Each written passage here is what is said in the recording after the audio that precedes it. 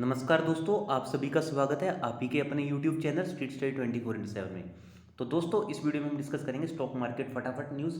जितनी भी आज की न्यूज़ है, ब्रेकिंग न्यूज़ है, सारी हम वन बाई वन करके डिस्कस कर लेते हैं। तो दोस्तों स्टार्ट करते हैं। सबसे पहले आप देख सकते हैं आज फिर से सेंसेक्स ने एक बुलिश पैटर्न बना के दिखाया। Sensex and set record high, वहीं पे निफ्टी भी आप देख सकते हैं। निफ्टी आज 13,529 के आसपास था। इन्फोसिस, आईटीसी, रिलायंस इंडस्ट्री ने टॉप परफॉर्मर थे आज के। तो आप देख सकते हैं सेंसेक्स हिट कर रहा था 46,164 को, वहीं पे निफ्टी टच कर रहा था अप्रोक्सीमेट 13,548 को। ये आज के दिन का इनका हाई है। वहीं पे अगर हम क्लोजिंग की बात करें तो क्लोजिंग भी आज इनकी हमें ठीक ठाक देखने को मिली है। तो दोस्तों शानदार मार्केट बुलिश हो चुकी है, आप देख रहे होंगे। ये इतना बुलिश होना मार्केट का, मैं यही कहना चाहता हूँ कि थोड़ा सा आप अभी जो भी स्टॉक 52 वीक हाई पे चल रहे हैं, आप चाहे तो थोड़ा सा भी ध्यान रखिए, उनमें इन्वेस्टमेंट करने पे मत जाइए। तो डिस्कस करते हैं पहली न्यूज़ आज की। तो सबसे पहली न्यूज़ है सुप्रीम कोर्ट की लोन मोराटोरियम से रिलेटेड। तो आप देख सकते हैं नेक्स्ट हियरिंग ऑन December 14। तो इसके ऊपर अब नेक्स्ट हियरिंग अब होगी 14 दिसंबर को, मतलब कि अब मंडे को ये फिर से इसके ऊपर हियरिंग होगी। दोस्तों इसलिए करना चाहता हूँ जब तक ये सारी चीज़ें सुप्रीम कोर्ट के लोन मोराटोरियम से रिलेटेड क्लियर नहीं हो जाती हैं। अगर आपने अभी बैंकिंग स्टॉक्स में किसी में इन्वेस्टमेंट नहीं किया तो आप चाहें तो थोड़े टाइम के लिए अवॉइड कीजिए, जब तक ये सारा मैटर सॉर्ट आउट नहीं हो जाता। तो वहीं पे आप देख सकते हैं Supreme Court will continue hearing in the loan moratorium on interest waiver case now on December 14। A bench of justice Ashok Bhushan, R.S. Reddy and M. Arshad had on Tuesday heard the case and was informed the center that if it were to consider waiving interest on all the loans and advances to all categories of borrower for the 6-month moratorium period announced by RBI in view of COVID-19 pandemic।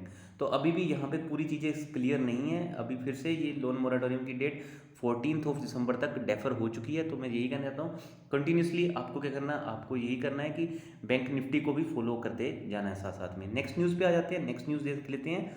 तो next news है Pfizer से related. तो Pfizer ने कहा है कि Pfizer की जो वैक्सीन रहेगी, जो कोविड शॉट रहेगा, उसका प्राइस डिपेंड करेगा कंट्री की जीडीपी के ऊपर। इवन इन्होंने ये भी कह दिया है जो अफ्रीकन कंट्रीज़ हैं वहाँ पे ये जो वैक्सीन होगी वो फ्री ऑफ कॉस्ट होगी। आप देख सकते हैं एल्बर्ट बोला the CEO Pfizer said the company will have tired pricing for middle income countries including India and will give the vaccine free in Africa.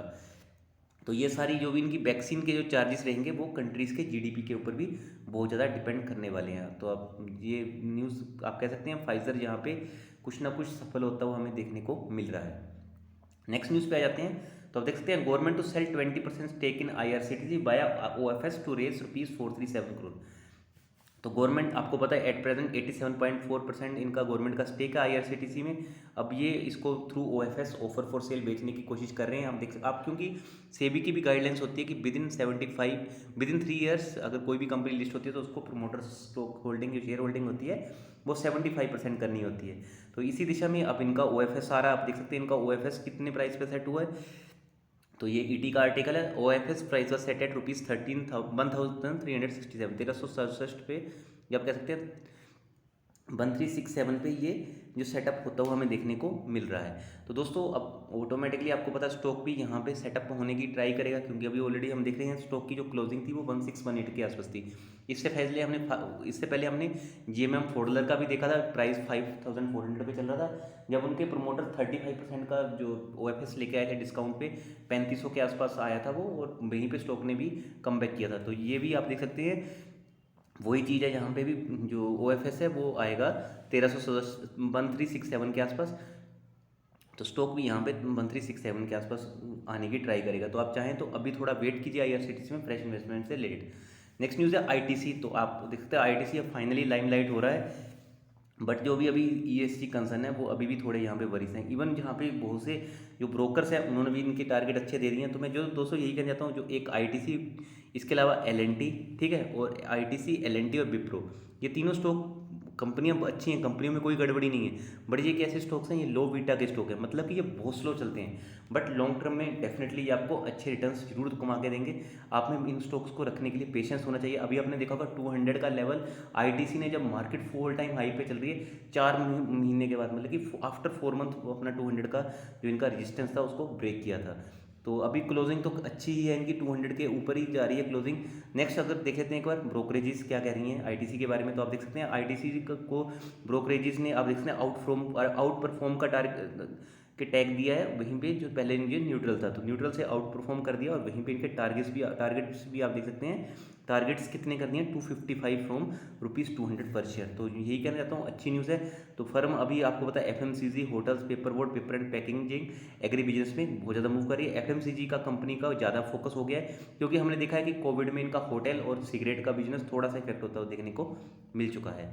Next news पे आ जाते हैं। तो आप देखते हैं एवेन्यू सुपरमार्ट से रिलेटेड है, डीमार्ट से रिलेटेड है। तो डीमार्ट ऑल टाइम हमें हाई पे देख जाते हुए देखने को मिला। तो मेन रीज़न क्या था दोस्तों, यहाँ पे फुटफॉल रिकवरी होप है यहाँ पे, मतलब कि अब ऐसा लगाया जा रहा है, उम्मीद लगाई जा रही है कि अब बहुत से कस्टमर फिर से यहाँ पे आने शुरू हो जाएंगे, क्योंकि बीच में कोविड के कारण यहाँ पे ज़्यादा भीड़ नहीं थी। और इवन हमने ये चीज़ें भी देखी थी कि बहुत से ऐसे भी लोग भी थे तो यहाँ पे इवन आपको पता है कि टेम्परेचर चेकिंग की फैसिलिटी बहुत ज़्यादा थी वहाँ पे। तो एक तो वहाँ पे क्राउड बहुत ज़्यादा जनरेट हो जाती थी, जिसकी वजह से लोगों का अंदर जाना इतना पॉसिबल नहीं हो पाता था, और चीज़ें भी हमें सारी एफएमसीजी की डीमार्ट में नहीं मिलती थी।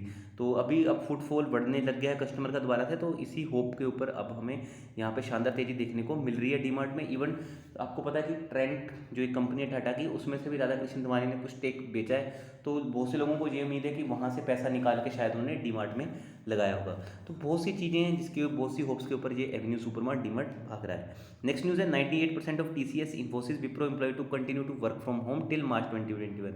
तो मार्च 2021 तक आप देख सकते हैं टीसीएस, इन्फोसिस और विप्रो के 98% एम्प्लॉयज़ वर्क फ्रॉम होम करेंगे। तो ये कह सकता हूँ कंपनीज़ के लिए अच्छी बात है। कैसे, क्योंकि एक देखो अगर किसी प्रीमाइसिस में रहते तो वहाँ पे उनको इलेक्ट्रिसिटी बिल, एसी बिल और भी बहुत जिसको हम कहते हैं मिसलेनियस एक्सपेंसेस होते हैं वो करने पड़ते हैं। तो कंपनी के वो एक्सपेंसेस बचेंगे तो कंपनी डेफिनेटली अपना अच्छा रेवेन्यू दिखाएगी और अपना प्रॉफिट भी शानदार तरीके से दिखा सकती है।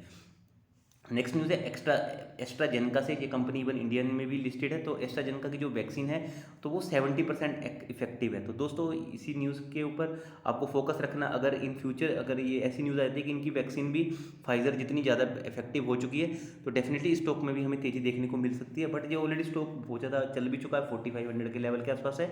ये न्यूज़ के ऊपर आपको फोकस करना चाहिए एस्ट्राजेनेका कंपनी के ऊपर। और एस्ट्राजेनेका कंपनी लॉन्ग टर्म के हिसाब से ठीक ठाक कंपनी है, कुछ इसमें ऐसी प्रॉब्लम नहीं है। तो आप देख सकते हैं share price of doctor lol path labs, metropolis health care, Thyrocare falling, क्यों फॉल करें। तो दोस्तों इसका मेन रीज़न क्या है, मेन रीज़न यही है कि ये स्टॉक्स ऑलरेडी बहुत ज़्यादा चल चुके हैं। अभी ये किस में है, अभी ये इन कंसोलिडेशन या जिसको करेक्शन मोड बोला जाता है उसमें आ चुके हैं। बट अगर आपको इन तीनों में से कोई एक स्टॉक पिक करना तो मैं यही कह देता हूँ, इन दोनों में से मुझे जो पर्सनली अच्छा लगता है वो डॉक्टर लाल पैथ लैब लगता है, क्योंकि ये कंपनी इवन कोविड से पहले भी अच्छे रिटर्न कमा के दे रही थी अपने शेयर होल्डर को।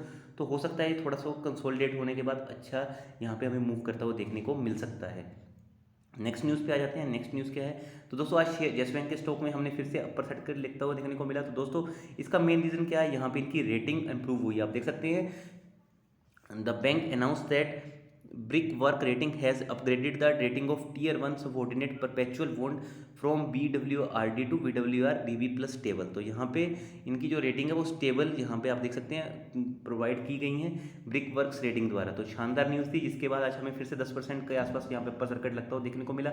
इससे पहले हमने देख लिया ये कंपनी AMF5 ने लार्ज कैप के लिए भी चुनी है।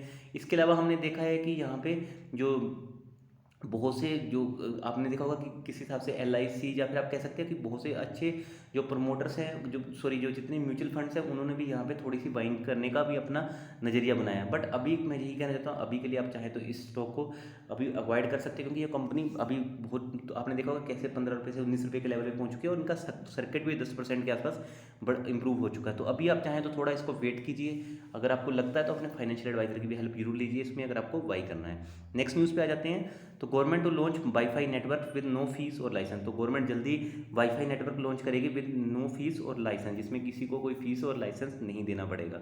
नेक्स्ट न्यूज़ पे आ जाते हैं। तो दोस्तों नेक्स्ट न्यूज़ है भारतीय एयरटेल से रिलेटेड। तो दोस्तों भारतीय एयरटेल, रिलायंस जियो और वोडाफोन आइडिया, इन तीनों में से मैं ऑलरेडी आपको कह चुका हूँ। अगर आपको लगता है तो अपने फाइनेंशियल एडवाइजर की हेल्प लेकर भारतीय एयरटेल में BOD buying on dip start कर सकते हैं। तो यहाँ पे आप देख सकते हैं मेरा खुद का टारगेट नहीं है, यहाँ पे कोटेक्स सिक्योरिटीज़ ने टारगेट दिया है, यहाँ पे उन्होंने इनका टारगेट 530 दिया है। तो शानदार न्यूज़ है दोस्तों, ये कंपनी डेफिनेटली आने वाले टाइम में और भी अच्छा मूव करता हुआ हमें देखने को मिल सकती है। नेक्स्ट न्यूज़ पे आ जाते हैं। Airtel Jio Vodafone Idea want India to solve 5G spectrum issue. तो यहाँ पे एयरटेल जियो वोडाफोन आइडिया चाहते हैं सरकार से कि वो जितना भी 5G से स्पेक्ट्रम से रिलेटेड प्रॉब्लम्स है वो सारी जल्दी से जल्दी सोल्व हो चुके हैं। क्योंकि दोस्तों यहाँ पे आप देख सकते हैं भारतीय Airtel, Vodafone idea, Reliance Jio said that the authorities must assure availability of right amount of spectrum for 5G services. तो उन्होंने बोला है कि कितना अमाउंट आपको हमें पे करना है, वो एक राइट अमाउंट बताइए ताकि हम इसको पे करें और 5G को, जो भी 5G से रिलेटेड इंफ्रास्ट्रक्चर है वो सारी चीज़ें हम इंडिया में लेके आएँ, जिसके बाद ही 5G को रोल आउट किया जाएगा। आप देखते हैं एट द राइट टाइम